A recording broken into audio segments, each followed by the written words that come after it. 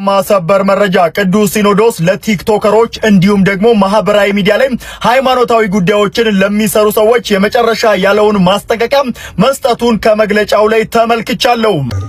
ቅዳሴ ስለቀደስኩ ምንም ነገር እንዳልል እግዚአብሔር ይጠብቀኝና እጅግ በጣም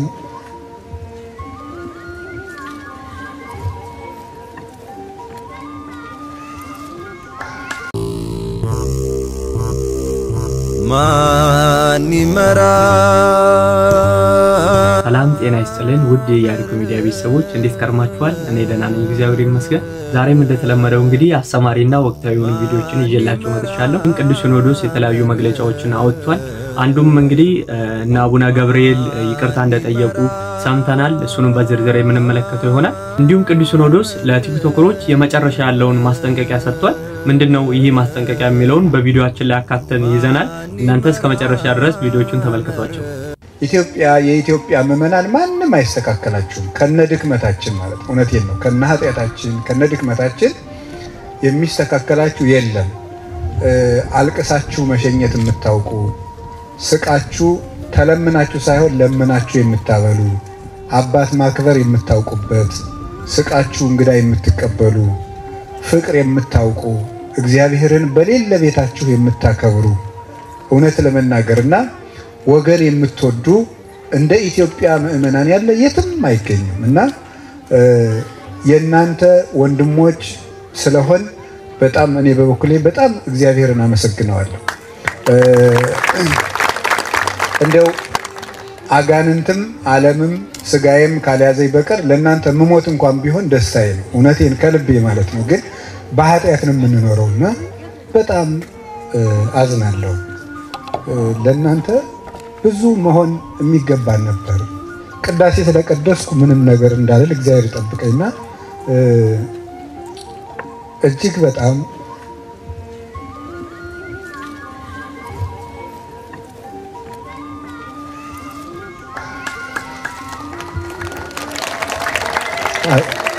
እግዚአብሔር ይመስገን ምንም እንደው ተምራችሁ ተለፍቶላችሁ ከልጅነታችሁ ጀምሮ ቤተክርስቲያን ወንጌል አስተምራችሁ አይደለምና እግዚአብሔር በምህረቱ ጠብቋችሁ ብቻ የምታገለግሉ ወገኖቻችን ናችሁና ቀንም ሙሉ ሳይ የተረዳሁት ነገር ይሄ ነው። ብንለብስ በእናንተ ነው፣ ብንገነባ በእናንተ ነው።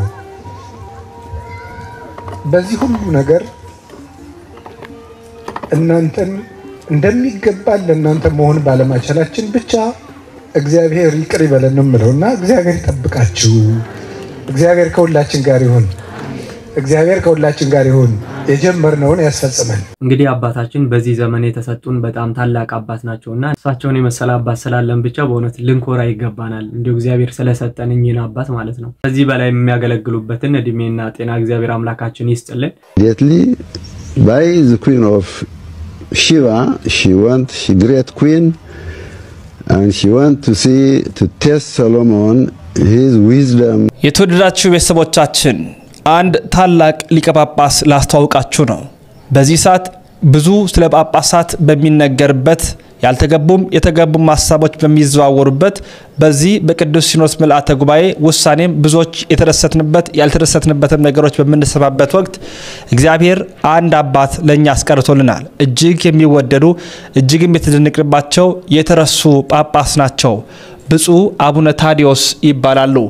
ከ40 ዓመት በላይ በኢትዮጵያ 600 ብር ብቻ የተከፈላቸው የጀማይካ ሀገረ ስብከት ሊቀ ጳጳስ ሆነው መርተዋል።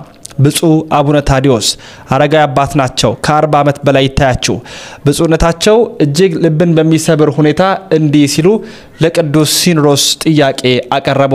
40 ዘመን ሰርከብስት የዕለት እንጀራ በማይገኝበት ጀማይካ ሀገር ሳገለግል ስኖር ልኑር ልሙት ሲኖዶሱ ያልጠየቀኝ ለምንድን ነው? ይህን ያህል ዘመን እኔና ስራ አስኪያጄ 600 ብር ብቻ እየተከፈለን ስንኖር በየዓመቱ ለስብሰባ ባለመገኘቴ ለምን እንዴት ብላችሁ አትጠይቁኝም? ይህንን ካሉ በኋላ ብፁዕ አባታችን ብፁዕ አቡነ ታዲዮስ አረጋዊ ሊቀ ጳጳስ እውነተኛ የመንጋው ጠባቂ ደገኛ ትሁቱ አባታችን እንዲህ አሉ። በሉ እኔም ስራ አስኪያጄም 40 ዓመት በእንግሊዘኛ ሰብከን አገልግለን አሁን ግን ደክሞናል፣ እርጅናው ተጫጭኖናል፣ ሌላ ሰው መድቡ፣ የጀማይካ ክርስቲያኖች ያለ አባት አንድ ቀን ማደር አይችሉም ብለው እረፋሉ። ይታያችሁ ብፁዕ አባታችን 40 ዓመት ሙሉ በ600 ብር አሁን አንድ ጳጳስ ከቦታ ቦታ ከሆነ ቦታ ወደ ሆነ ቦታ ሲሄድ የሚከፈለውን እናውቃለን፣ የሚያገኘውን ገንዘብ እናውቃለን። ጵጵስና ለማግኘት ብዙዎቹ በምን ያህል ገንዘብ ሲሞክሩ ሲጣጣሩ እንደነበረ እናውቃለን።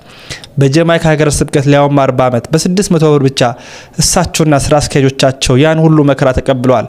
ለምን ሲሉ ለኡነተኛው የኢትዮጵያ ቤተክርስቲያን የኡነተኛ ሚስጥረ ምንኩስና ሚስጥረ ጵጵስና ተረድተው ገብቷቸው ገንዘብ ሳይሆን ኡነተኛ ክርስትናን መንጋን መጠበቅ ምን እንደሆነ አውቀው በህይወት በገበር የኖሩን እግዚአብሔር በዚህ ሰዓት በዚህ ባስጨናቂ ጊዜ ለኛ ያበቁን ያሳዩን አባት ናቸው ብፁዕ አቡነ ታዲዮስ። ምን ተሰማችሁ? እኔ ቃላት አጥቻለሁ። ሁላችሁም ታዲያ በረከታቸው ይደርብን በሉ።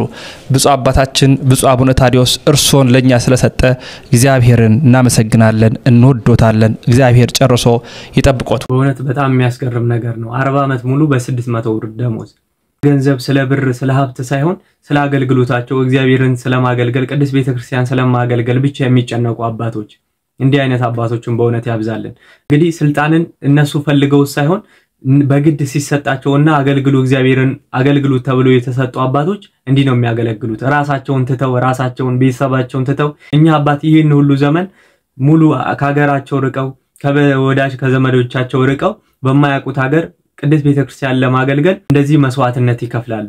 አባት በእርግጠኝነት ጳጳስነታቸውን እሳቸው ፈልገው ቢሆን የወሰዱትና እንደዚህ ወደዚህ ቦታ የተላኩት እንደዛ ቢሆን አንድ ቀንም ባላደሩ ነበር። ግን በእግዚአብሔር ጥሪ ሲሆን የምትካኑት እንደዚህ ነው። መምህሮቻችን እነ ቅዱስ ቄርሎስ እነ ቅዱስ ዮሐንስ አፈወርቅ ለበጎቻቸው የሚሞቱ ነበሩ። እነዚህ ናቸው መምህሮቻችን። እነዚህ ነው ማሰብ ማን እንደላከው የማይታወቀው ሁሉ ሐሳብ አመጣው ቁጥር መረበሽ የለባቸው። መምህሮቻችን እነዚህ ናቸው። ልብ በሉ። የስተት ትምህርቶችን የሚያስተላልፉ ሰዎች ወይ አድርባዮች ናቸው ወይ ሆዳም ናቸው ወይ ሹመት ፈላጊዎች ናቸው። እንግዲህ ሰው ሲጠፋ ነው እኛ ማባ እየተባልን ያለው። አባት ምንላቸው እነዚህ ነው። እንዲህ ነበሩ መምህሮቻችን። ደጋፊ የሚያደራጁ ቲፎዞ የሚያደራጁ እኔ ተነካው ውጡልኝ የሚሉ አልነበሩም መምህሮቻችን። እኛ እንደ እኔ ለራሴ የሌሎች መምህራን አላውቅም። እኔ ለራሴ የአባቶቼ ህይወት የለኝም፣ የአባቶቼ ትምህርት ግን አለኝ። ተምረናል ትላላችሁ። እስኪ አንብቡ ሂዱና እመቤታችን ምን እንደሚላት ጌታ ምን እንደሚለው ሂዱና አንብቡት። ቤዛ፣ ምትክ፣ ለውጥ፣ ጥብቅና፣ ጠበቃ መሆን፣ መዋጀት፣ አዳኝነት፣ መታደግ እንደማለት ነው።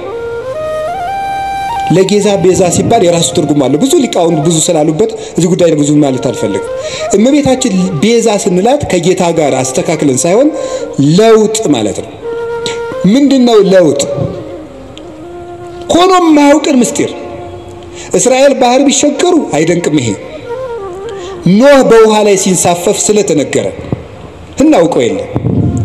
ደመና ከሰማይ ህብስት ቢያወርድ አይደንቀንም። ይሄ እግዚአብሔር መጋቢ ነው፣ ባዶዋን መሬት እንድታበቅል አድርጓታልና። ፈርዖን ቢሰጥም እሱም አይደንቀንም። እግዚአብሔር ጠላትን ማጥፋቱና መግደሉ መቅጣቱ የታወቀ ነው። የሚደንቀን ግን ድንግል እንደሆነች መጽነሷ፣ ድንግል ከወለደች በኋላ ድንግል መሆኗ፣ ሴት አምላክን ወልዷ መታቀፏ ግሩም ነው። ይሄ ታምር ይሏቸዋል። የድንግል ማርያም ማህፀን ይሄን የሚደንቀን ሆኖ የማያውቅ ነገር ያመነች ብጽዕት ኤልሳቤጥም እንዲህ ነበር ያለቻት። ብጽዕት አንቲ እንተ ተአምኒ ከመ ይከውን ቃል ዘነገሩኪ፣ ከእግዚአብሔር ተልከው የነገሩሽ ቃል እንደሚሆን የምታምኝ አንቺ ብጽዕት ነሽ። ያመንሽ አንቺ ብጽዕት ነሽ። ሔዋን የሌላትን እምነት ይዛ በመገኘት የሔዋን ጠበቃዋ ድንግል ማርያም ናት፣ ቤዛዋ ናት። ኢትዮጵያን መምራት 1 ሚሊዮን ጉንዳን ተሸክሞ መሄድ ነው እንጂ ትርፍ አይደለም።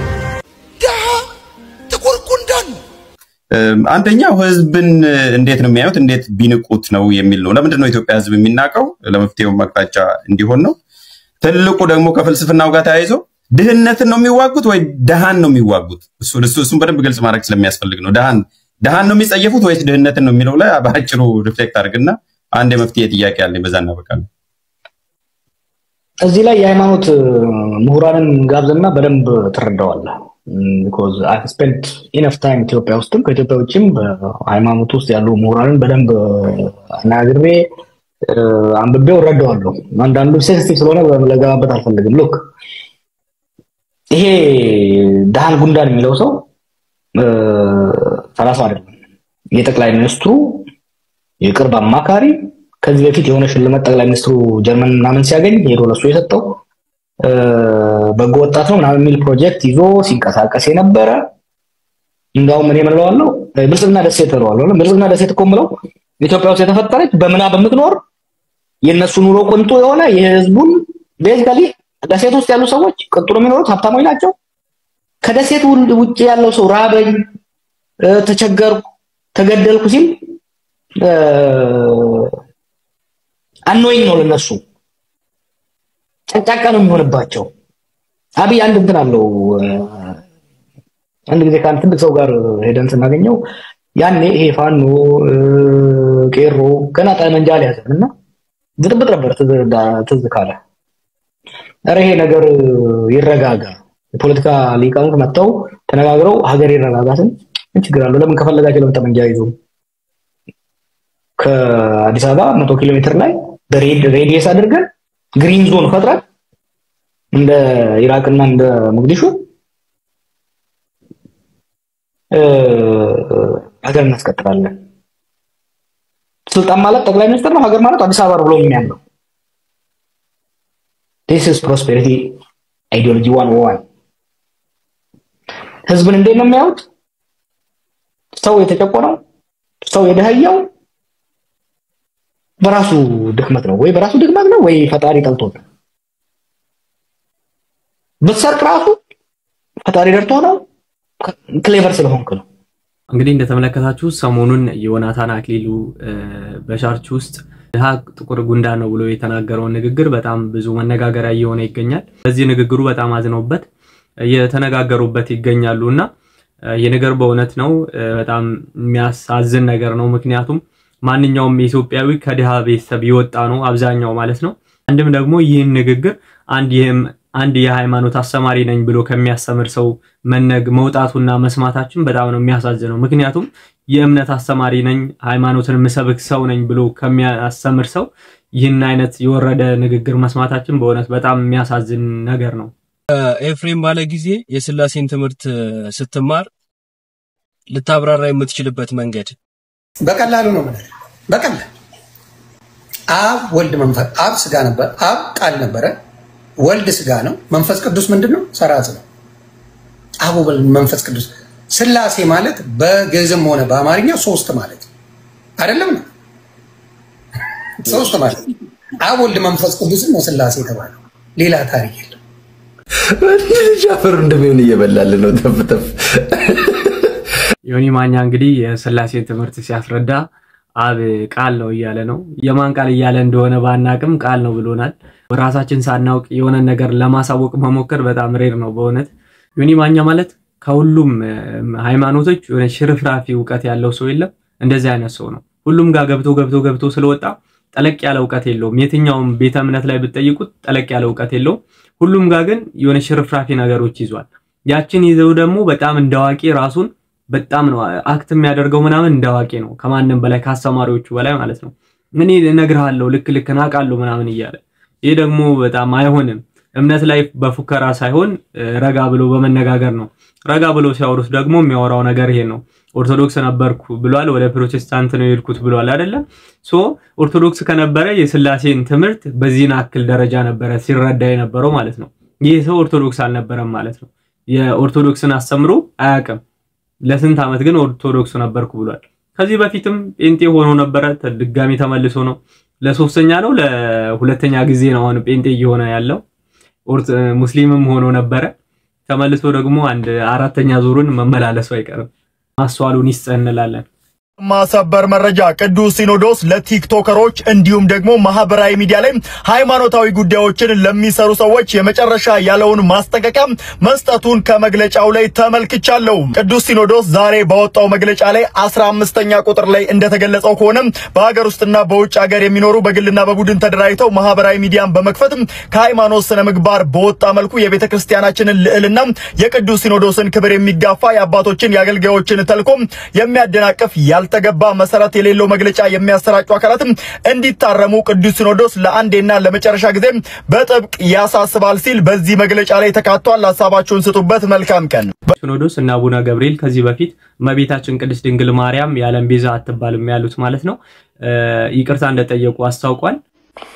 ብፁዕ አቡነ ገብርኤል የምዕራብ ሸዋ ሀገረ ስብከት ጳጳስ፣ ብፁዕ አቡነ ፊልጶስ የደቡብ ኦሞና አሪ ዞኖች አህጉረ ስብከት ሊቀ ጳጳስ፣ ብፁዕ አቡነ በርናባስ የደቡብ ካሊፎርኒያ ሀገረ ስብከት ሊቀ ጳጳስ በሚዲያ ያስተላለፏቸው ትምህርቶች ስህተትና ነቀፋ ያለባቸው መሆናቸውን አምነው ቅዱስ ሲኖዶስንና መላውን ሕዝበ ክርስቲያን ይቅርታ በመጠየቅ ሊቃውንት ጉባኤ ከቅዱሳት መጻሕፍት በማጣቀስ ያቀረበውን አስተምህሮ የተማሩት የሚያምኑትና የሚያስተምሩት መሆኑን በመግለጻቸው ቅዱስ ሲኖዶስ የሶስቱን አባቶች ይቅርታ ተቀብሎ ወደፊት እንዲህ አይነት የስህተት ትምህርት ውስጥ እንዳይገኙና ነቀፋ ያለበትን ትምህርታቸውን በማረምና በማስተካከል ርቱዕ የሆነውን የቤተክርስቲያናችን አስተምህሮ መሰረት በማድረግ በኢትዮጵያ ኦርቶዶክስ ተዋሕዶ ቤተክርስቲያን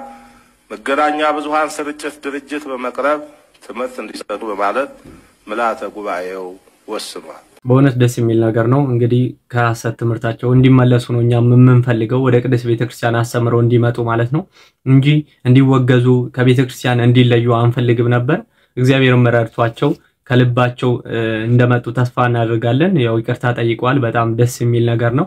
እግዚአብሔር አምላካችን ካሁንም በኋላ ባለው አገልግሎታቸው ርቱ የሆነችውን ቀጥተኛ እምነት ብቻ እየሰበኩ እያገለገሉ እኛ ልጆቻቸውንም እንዲያስተምሩን እግዚአብሔር አምላካችን ይፍቀድልን። ዛሬ ነበረን ቪዲዮ ይሄን ይመስል ነበር። እስከ መጨረሻ ድረስ ስለተከታተላችሁኝ በእውነት እጅግ በጣም አድርጌ አመሰግናለሁ። ሰብስክራይብ ያላደረጋችሁ ሰብስክራይብ በማድረግ የሚዲያችን ቤተሰብ ይሁኑ። ላይክ ማድረግ እንዳይረሳ። ቀጣይ በሌላ ቪዲዮ እስከምንገናኝ ድረስ ጨርሰም ማን ይመራመር ማን ይመራመር